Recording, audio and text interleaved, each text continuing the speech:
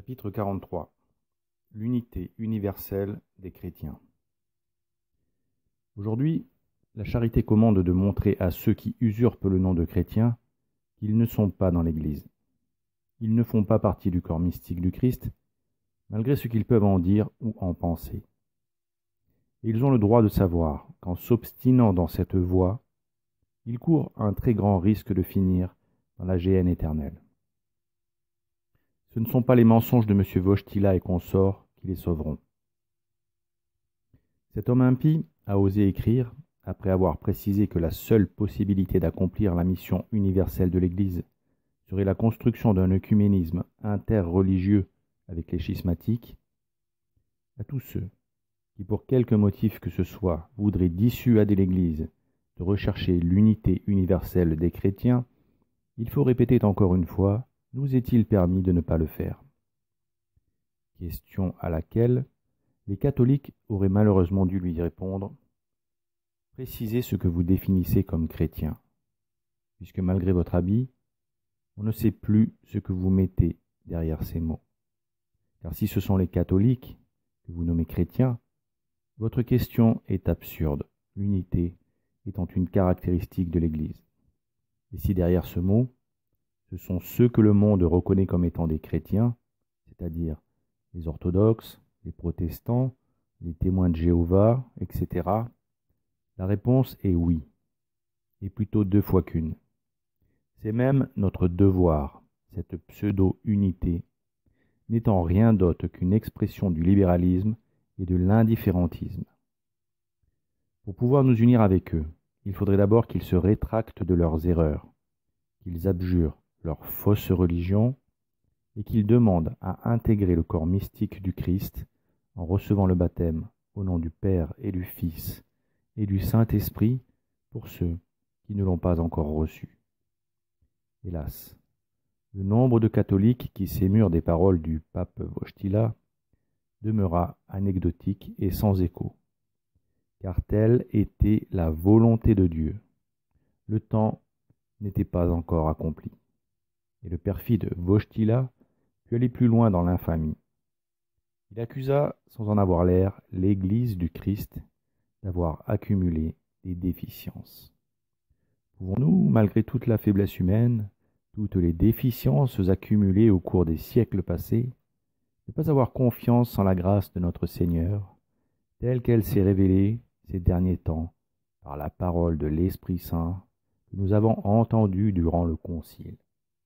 Ce faisant, nous nierions la vérité qui nous concerne nous-mêmes et que l'apôtre a exprimée d'une façon si éloquente. C'est par la grâce de Dieu que je suis ce que je suis, et sa grâce à mon égard n'a pas été stérile. Si une lecture distraite peut laisser supposer que la faiblesse et les déficiences dont il parle sont celles des brebis qui se sont séparées de l'Église, une lecture plus attentive nous permet de voir que c'est pourtant bien l'Église qui est mise en cause. L'imposteur déclarait que malgré les déficiences accumulées au cours des siècles passés, il fallait avoir confiance en la grâce de notre Seigneur, telle qu'elle s'était révélée par la parole de l'Esprit Saint lors de Vatican II. On croit rêver, mais on ne rêve pas. Mais même si c'est un cauchemar, de penser que tant de catholiques étaient transportés par les paroles de ce traître. Toujours dans l'encyclique Redemptor Hominis, Karol Wojtyla, qui pour sa première encyclique avait le mérite d'annoncer la couleur, énuméra ce que l'esprit, qu'il appelait à tort Esprit Saint, lui aurait suggéré.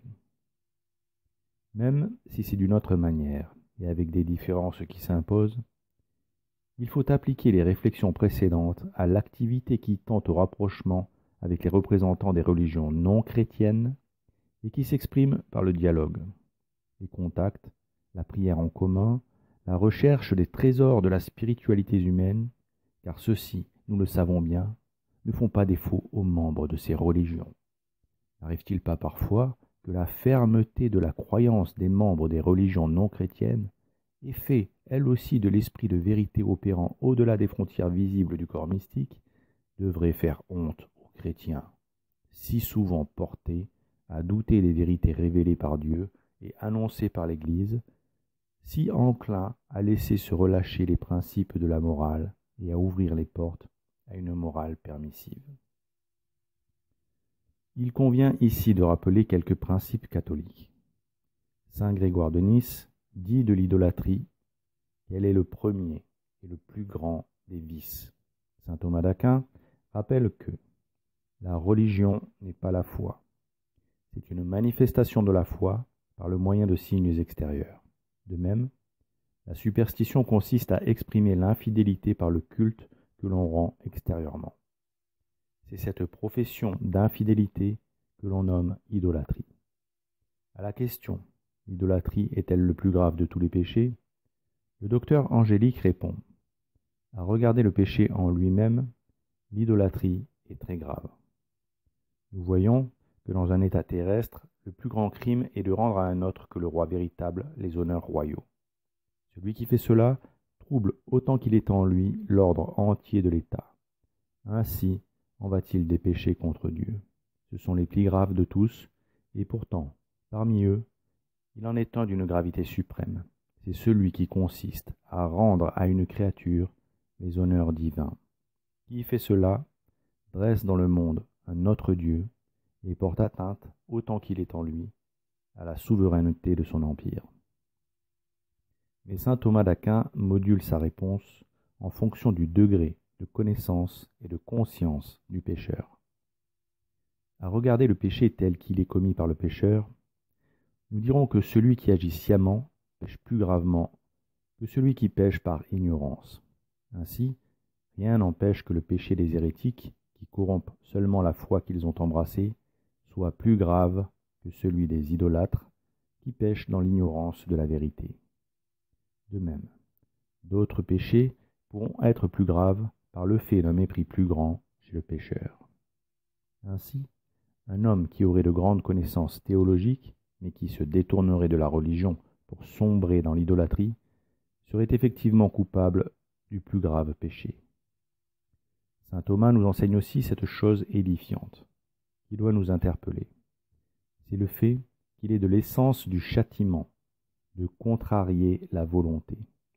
C'est pourquoi, si un péché sert de châtiment à un autre péché, il doit être plus manifeste afin de rendre celui qui le commet odieux à lui-même et aux autres. Mais il n'est pas nécessaire qu'il soit plus grave. Cela nous permet de comprendre que le péché contre nature, tout en étant moins grave que l'idolâtrie, soit présenté comme son juste châtiment. Le péché y est en effet plus manifeste.